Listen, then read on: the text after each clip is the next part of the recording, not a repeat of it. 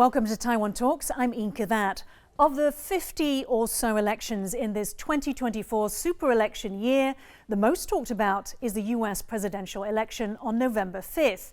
Incumbent President Joe Biden could potentially face Donald Trump, his former rival, in a repeat of 2020. Today, we're looking at the impact this race could have on U.S. China-Taiwan ties. For a taster, let's see what Trump said when he was asked by Fox News in July 2023 whether the U.S. would help defend Taiwan if it meant going to war with China. Well, I don't want to say it because if I'm in the position of president, I don't want to say what I'm thinking. You know, if I answer that question, it'll put me in a very bad negotiating position. With that being said, Taiwan did take all of our chip business. Advanced semiconductor chips, 90% are made in Taiwan. If China goes in there, they'll be able to turn the world on and off. Isn't that right? If China takes Taiwan, they will turn the world off, potentially. I mean, potentially.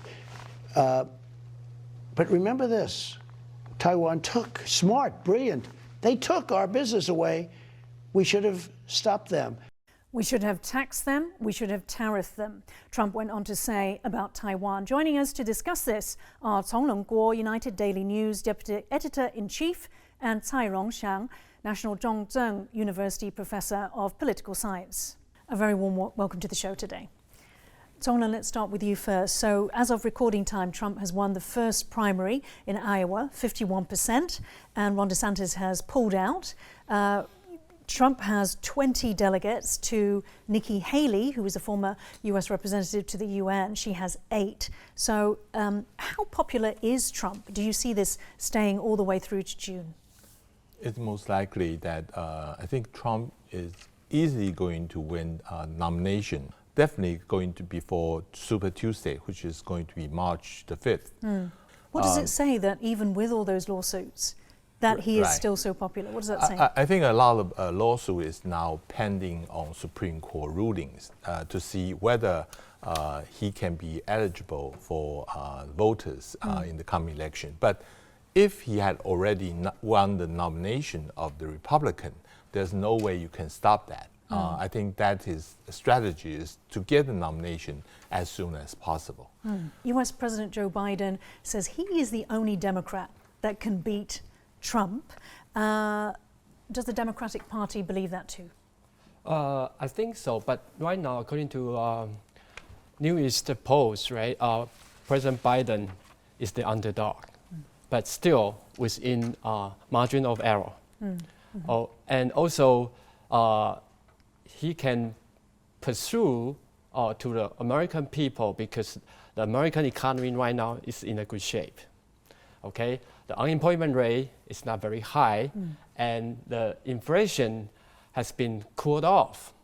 Okay, so maybe he will appeal to the American people. Maybe he can advance American democracy because Trump can undermine American democracy because some of controversial issues. But there are some other reasons why Trump can win this election because in the United States, there are some unhappy voters, especially young voters. Wages cannot keep pace with their cost of living. And also they are worried about immigration. That kind of stuff. All the same issues, though, that affect many countries, developed countries around the world. Chenlung, the Wall Street Journal says something interesting. They say both political parties are on a path to nominate candidates most voters say they don't want. So what do you think about whether the parties will stick with these candidates, Biden and Trump? By having Trump to present the Republican, now the Biden is saying that I've beaten Trump once already, and I can be sure I can beat them twice. And their logic is that a lot of undecided voters, once they see Trump and Biden again, they have no choice but to choose Biden instead, because Trump's records and all the things he had done before, undecided voters, and also for the female voters, as well as those college graduates. they think that those people are going to fall into places that supporting Biden in the end. Professor, before we talk about how Trump impacts Taiwan and this region here, let's talk about global impact. So very briefly, former British Prime Minister Boris Johnson wrote in the Daily Mail that the Trump is precisely what the world needs. Do you believe that Trump being president is a big win for the world, as he writes? Yes, because he tried to say Trump is unpredictable, and he's one of the kind of world leaders are willing to use force, and sometimes this kind of strategy can deter the enemy of the West. And as we may know, Johnson is similar to Trump. They are all populist politicians, but Johnson believes if Trump got re-elected, he's not gonna pull the rug out on assisting Ukraine and Israel.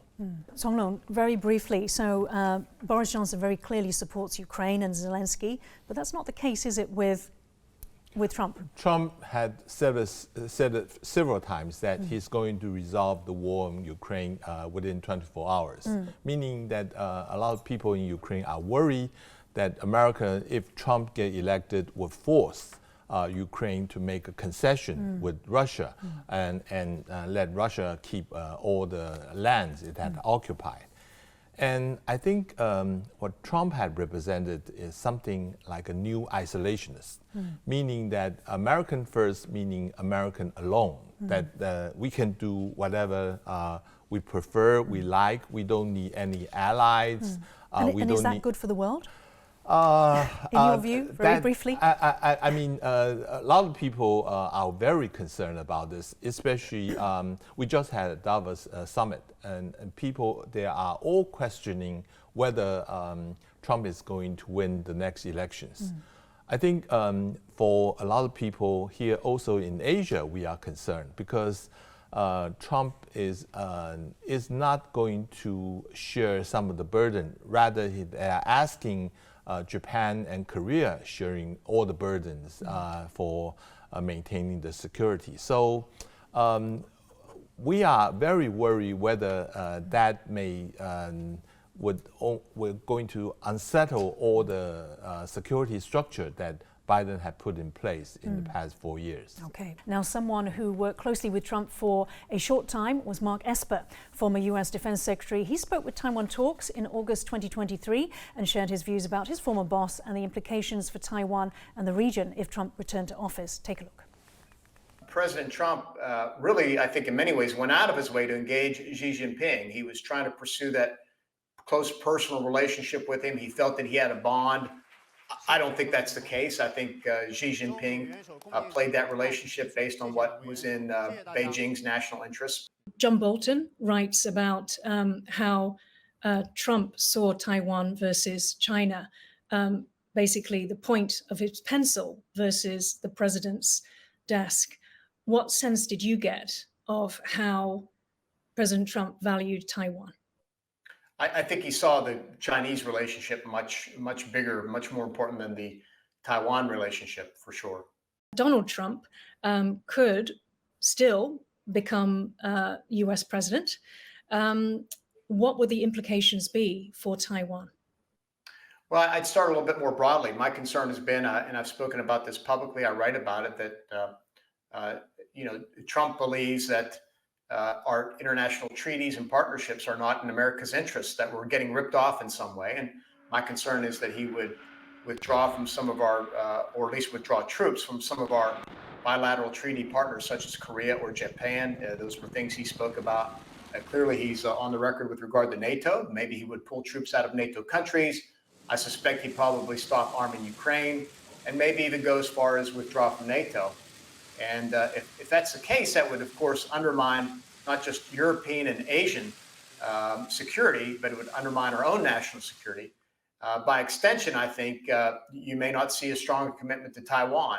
And so all that just affects the stability in the world, the global balance of power, and it sends the wrong signals to autocrats like Xi Jinping and Vladimir Putin about America, our role in the world, who will defend, what will defend, so forth and so on.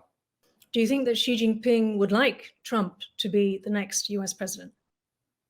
Probably. I don't know. You'd have to ask him, but probably, because I think Trump is unconventional in that way, in terms of maintaining, what has been 7 decades or so of a largely continuous U.S. foreign policy of engagement in the world and leadership. And I think it's been that American leadership, defending democracy, defending international rules and norms, standing up for rights and freedoms around the world, that has really marked the United States as the leader, as the global leader, the superpower. And again, I think Trump's view is more isolationist, far more isolationist than that. That was Mark Esper, former US Secretary of Defense, speaking to me back in August 2023. The John Bolton mentioned was Trump's former Secretary of State, and his book was The Room Where It Happened. Professor, let me come to you first. Okay. So that we heard from Mark Esper. We've also heard from Trump himself at the beginning of the show. So what does a Trump presidency mean, do you think, for Taiwan? Yeah, because Trump is sometimes somebody say he's very fickle or transactional, right? But he did something good to Taiwan. He sold 66 fighter jets of F-16V to Taiwan. And it's the biggest arms sales package since George H.W. Bush. So you cannot just say, because Trump says something, and then you just say, okay, he really meant that. Sometimes that's not the case. You have to watch closely about what he has been doing.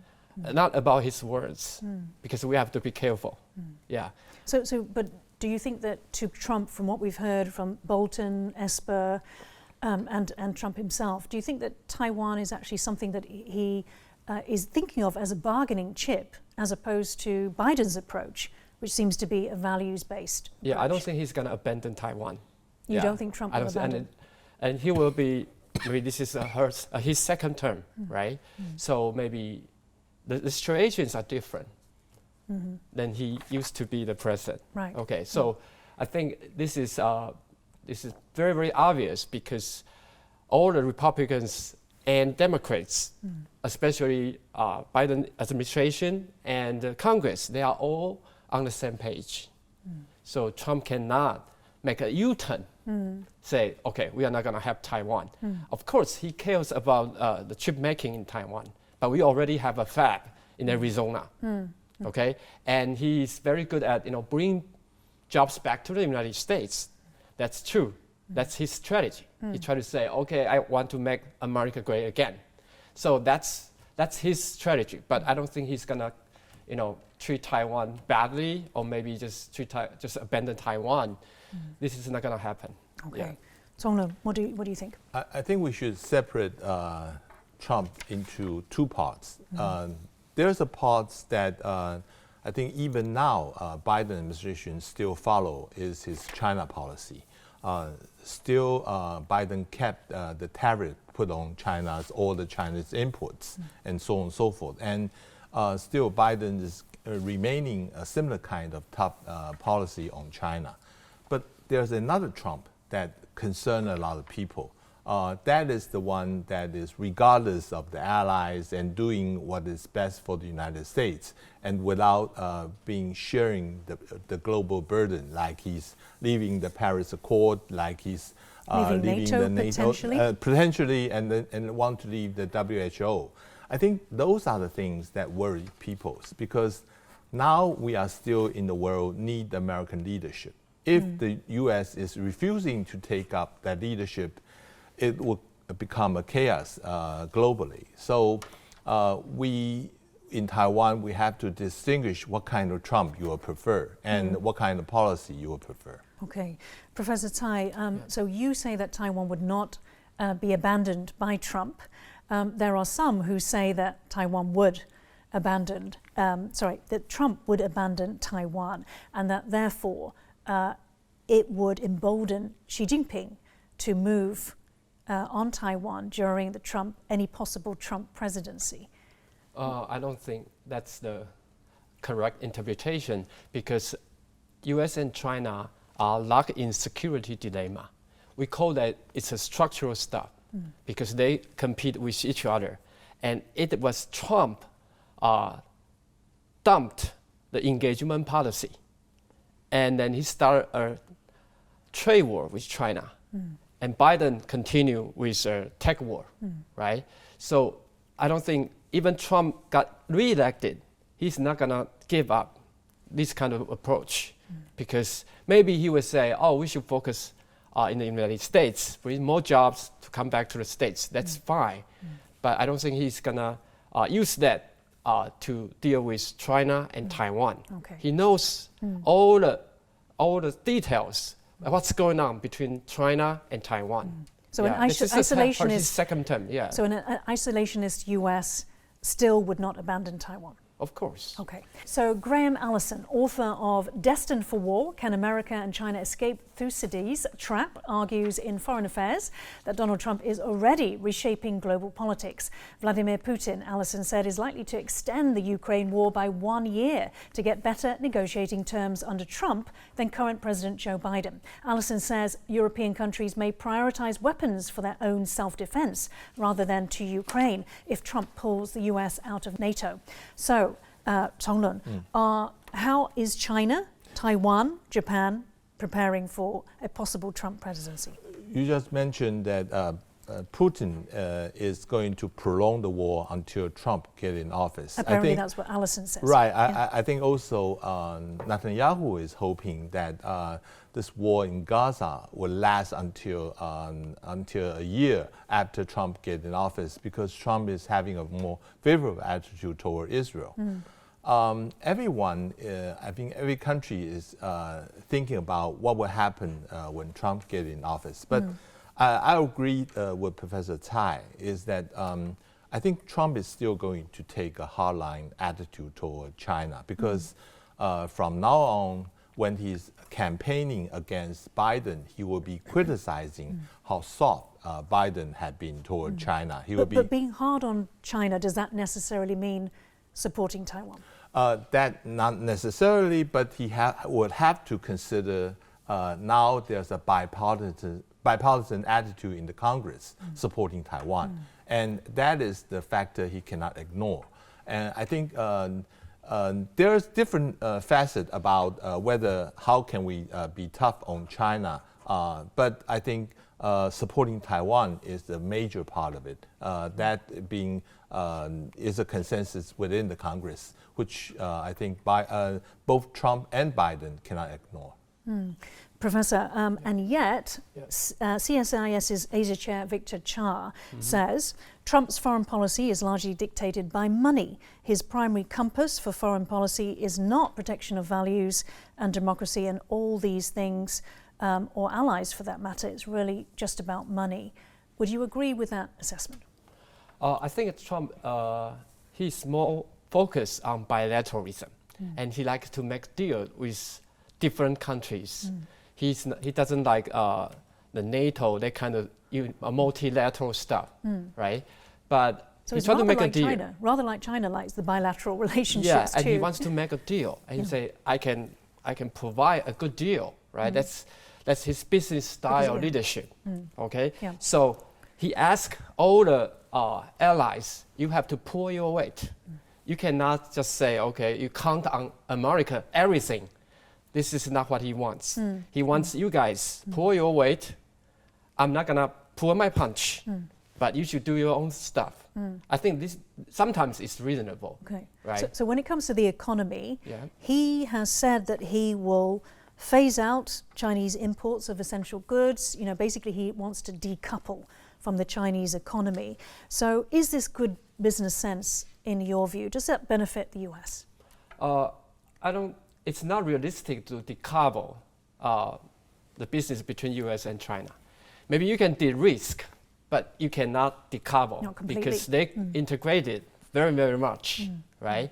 So maybe you can say, maybe we don't want to sell some advanced chips to China because you're gonna use that kind of chip into military purposes, that kind of stuff. So continue Biden's policies. Some restrictions. But of course they have some dialogue, right? They don't want to have a terrible relationship with China because they want to ease tensions, that kind of things. But I don't think they are gonna say, okay, maybe we should do the same thing during the engagement period, right? I don't think that's so this is just electioneering? This talk now is all about, so I'm going to bring you in there. I think what Victor Jia had been mentioning about money is that Trump is the first person who is pressuring all the allies to raise the defense budget to at least 2% of GDP. I think that had created a tremendous impact in NATO as well as its ally with Korea and Japan. Already Korea is starting to negotiate with the United States on the future settlement of the basis fee, because they know that once Trump gets in office, they will be having to pay more. And another thing is, I think there's a different economic policy if Trump gets in office. That means they will be spending less on social welfare. They will be encouraging more on the private sectors by having a huge amount on infrastructures and other things. And that is a different approach than what Biden is having. Maybe there were less emphasis will be on the low emission energy sectors, those kind of things, right? Okay. Professor, my question is, if Trump comes in and he extends, escalates this trade war, with stiffer penalties, higher tariffs, all of this sort of thing, what is the outcome of that? What is the result of that in terms of the two great powers? Yeah, it's going to be a serious consequence, especially for China, because China, Xi Jinping is in a bad fix. The economy is terrible, right? It's different from a few years ago. A few years ago. Yeah.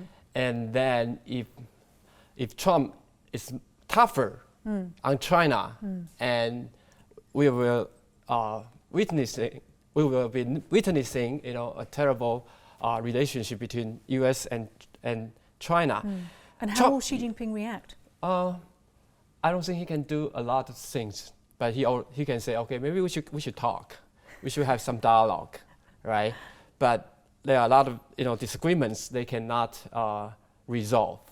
And Trump's strategy is very, very simple. He likes to speak softly and carry a big stick.